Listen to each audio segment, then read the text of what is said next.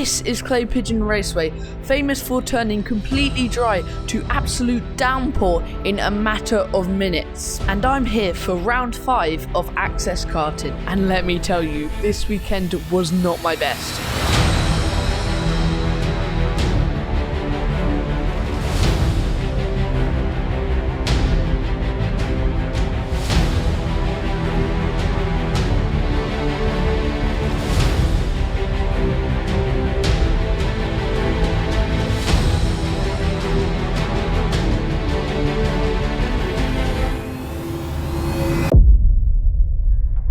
Day 1 of the weekend, we set off in the morning for the 5-hour drive all the way down to Clay Pigeon Raceway. We arrived at 3 PM on Thursday and set up camp for the weekend. Once we got everything out the van, I checked over my kart, make sure the engine was running nicely, and then we built my dad's kart for Friday. We had 2 practice days over this weekend, Friday and Saturday. However, we did have 1 heat on Saturday because of how busy it was. Through both practice days, I was on the pace. I was pretty quick, obviously not insane lap times, but I wasn't too far off the best. However, as I was soon to realise, that would not matter in the races. Here we go into Heat 1. I'm starting 24th for this heat, so quite a low position. I get a terrible start. I'm really far behind when we start, but into turn 1 I go round the outside and gain 2 positions round the outside, and I try to go into the chicane round the outside, but I get a terrible exit at number 7 and the D plate goes past. Then coming into the hairpin, there's a massive incident and I panic and lock up so I can't go to the inside, and I lose many positions from that. A lap later, coming out the chicane, someone spins someone else on the straight somehow. I'm not sure what happened there, I couldn't see very well. A lap later, 71 goes for a move but goes for a puddle and loses grip through the corner, so I gain a position from it. Quite a bit later I catch up to number 27 and I get a great run onto the straight and I go for a move, but annoyingly I go off the dry line, and doing that makes my tyres a bit damp, and coming into turn 1 this happens. Yeah, I spun it coming into turn 1, I took too much curb, and with the damp tyres coming off the dry line, it just made me spin. I couldn't correct in time.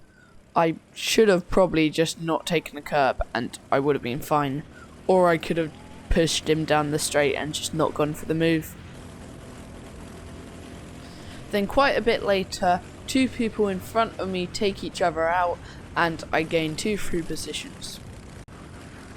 But I still catch up to number 7, but unfortunately I run out of time because this is the end of the race. At the time, this felt like a really disappointing heat. I only gained 2 positions and I spun. But now looking at the data, this is when I started to have engine problems. And here we go into Heat 2. This was so frustrating, this race. I started 9th, and as you're about to see, it did not go very well. Very close call on the start in front of me there. I get a great run through the chicane, get 2 positions.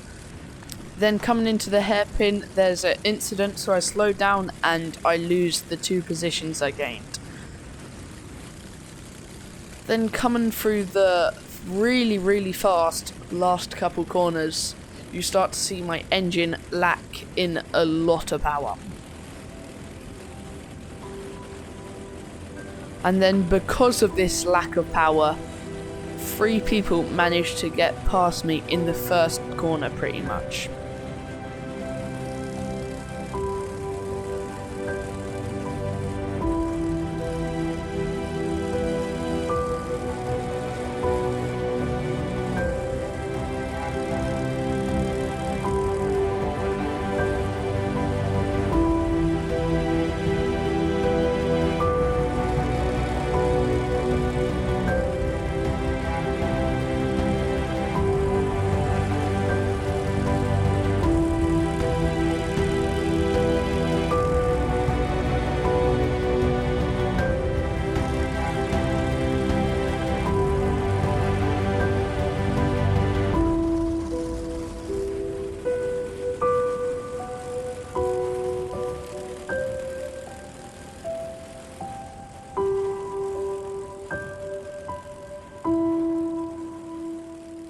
So that was heat 2, P9 to P21.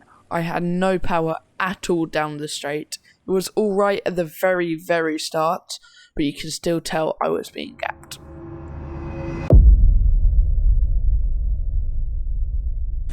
Here we go into heat 3. We weren't able to fix the problem of the engine for this heat, so I was still lacking a lot of power. I don't get the best start, I lose 1 position, but then I follow the person who overtakes me and gained 2 positions.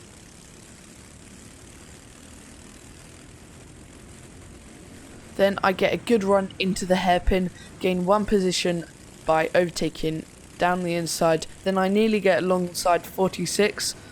Then a couple laps later, number 29 gets something stuck under his kart and he's not able to steer, and I tried to go around the outside, but it did not work out for me, and I end up losing 2 positions.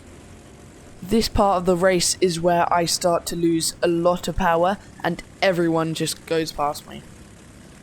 Because I was fast through the corners, I was able to catch up to the pack ahead, but because of the straight line speed, I could not get past. And here you see number 29 gets a terrible exit, but he still gaps me down the straight, plus I've got slipstream. I really should be up on his bumper. Then I start to lose a lot of power and just everyone flies past me.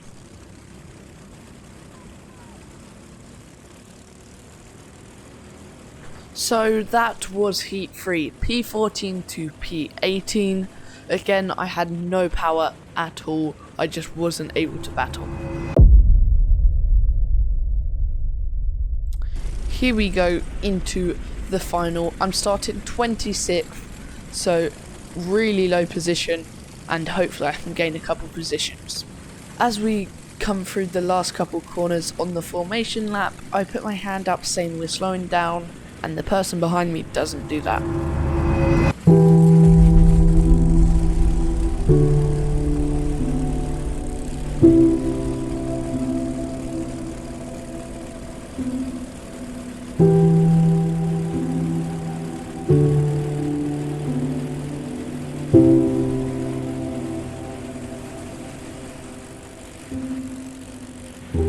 So that is extremely annoying, but all I need to do now is put some laps in with an engine that is a second off the pace.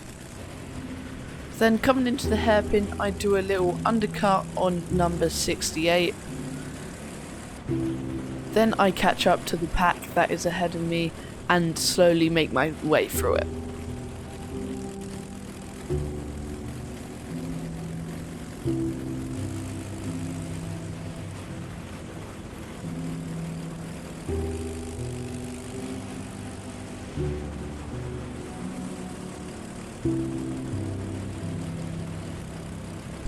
Then after getting a couple overtakes, there was an incident ahead of me and I gained 3 positions, and that green kart you just saw catch up to me really quickly, and I was defending for the rest of the race a lot.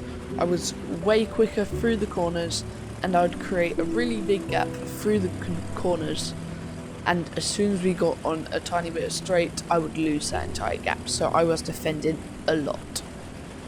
Annoyingly, I'm not allowed to record rear-facing footage, so we can't see what's behind me, but he was catching really quick.